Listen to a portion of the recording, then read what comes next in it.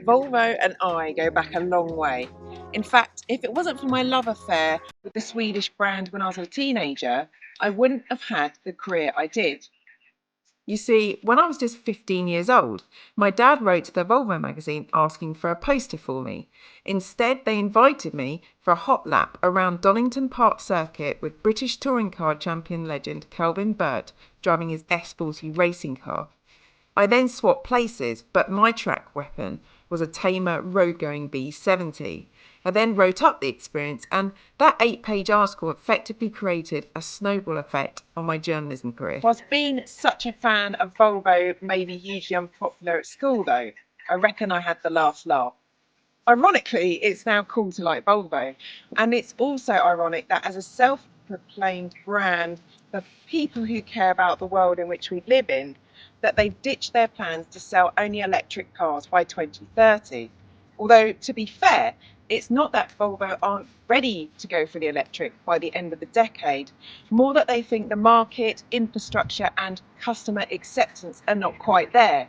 Fair enough. And they're not the only one performing U-turns on their EV ambitions either, but that's a topic for another day. I'm here to talk about this, the EX30. When I first drove the twin motor version around Millbrook Test Track, I was so impressed I recommended it to a few friends who subsequently went on to buy one via their very attractive leasing deals. But while it made a good first impression, what is it actually like to live with for a week? Well, let's address the things that pissed me off the most, starting with the cabin. So the minute you open the door, you're greeted by loads of what looks like expanded polystyrene. I appreciate they're using recycled and reusable materials, but they could make it look less like packaging. Perhaps interesting and alternative would be a kind of description. Saying that, I do like these floating armrests in the doors and a metal handle. The centrally mounted drawer style cup holders that slide out from under the centre armrest are a really clever idea, but it did take me quite a while to find them. The car's biggest downfall is that everything is controlled through this portrait touchscreen. Just like the Tesla, there is no instrument display. Still, it's fairly intuitive with a row of commonly used functions at the bottom of the screen, if you can make out the small icons whilst on the move, that is. It would be nice to have some buttons at least to adjust the door mirrors and climate control, for example. But there's just no getting away from the fact that aside from specific functions on the steering wheel, the only buttons are for the windows and they're on the centre console for some reason. Cost saving exercise. And to make things more confusing still, the front switches also control the back windows when you press rear. Not immediately obvious. I appreciate that Scandinavian design focuses on organic materials and simplicity, but Volvo's new cabin is devoid of character and just impractical. Thanks to Google's Android Auto and Apple's CarPlay, the vehicle infotainment experience has drastically improved over vehicles of old at least. And rather than speakers in the door cards, there's actually a Harman Kardon soundbar that runs across the full width of the front dash, and it sounds better than expected. Journalists have accused it of being quite cramped in the back, but I'm 6 foot and I've actually got plenty of legroom. I've also been carting around 2 kids and their stuff all week, and it's been more than adequate. Boot space is perhaps a little bit smaller compared to key rivals, although the floor can be lowered to give more space or raised to make it flat to the boot lip. There's also a frunk, which is always handy. Now, for the positives. The exterior styling is, I think, a lot more successful, characterised at the front by Volvo's Iron Mark emblem in a grille-less front fascia, flanked by Ford's Hammer daytime running lights, together with its high-mounted rear lights and muscular wheel arches. It's very smart looking. So, what's it like to drive then?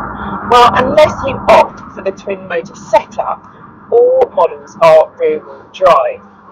This single motor extended range version is actually pretty quick, accelerating from 0 to 62 in just 5.3 seconds. Like all Volvos, top speed is limited to 112 miles per hour. They're still playing it safe, guys. It's just such a shame that the traction control cuts in at any sign of wheel slip. Even my kids were surprised at the amount of times it happened on a damp road whilst not even driving particularly quick. You can at least change the steering to soft, medium or firm. I actually prefer it in its hardest setting just because it feels more composed, positive around the corners. You can also adjust the brake to one pedal drive. Again though, my preference is to actually use the brake. It just feels more engaging. And I would recommend don't change these settings whilst on the move because they're very deep within the system. The suspension is supple enough to cope with our less than perfect British roads, although it does become a little choppy when pushing it through the corners.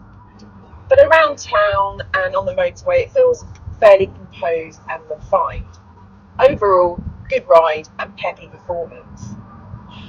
I would say comfortable, but for me, the accelerator pedal is set just a little bit too high. And after an hour or so of driving, I start to get shin pain.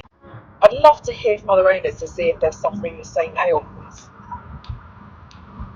There are 3 trim levels, Core, Plus and Ultra. We had the top spec version, which as you can imagine is very well spec'd, with wireless phone charging, adaptive cruise control with steer assist, rear parking camera, power operated tailgate, 2-zone climate control and heated front seats and steering wheel.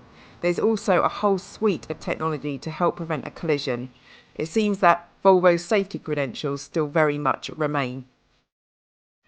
As Volvo's most affordable EV to date, the EX30 starts at £32,850. This means it costs less to buy than many of its rivals, making it a tempting offer if you want to go electric. The EX30 isn't the most spacious or practical, but it is appealing for those who want a smart-looking and zippy compact EV with a high list of safety equipment and features. Most of the negatives are minor, and once you get used to how to best navigate that screen, you'll probably be very happy if you buy one. Volvo is going after Gen Z with this car, although interestingly, both of my friends are in their mid-40s. Would my younger self ask my dad to get a poster of this car? Probably not. But then, I never was cool.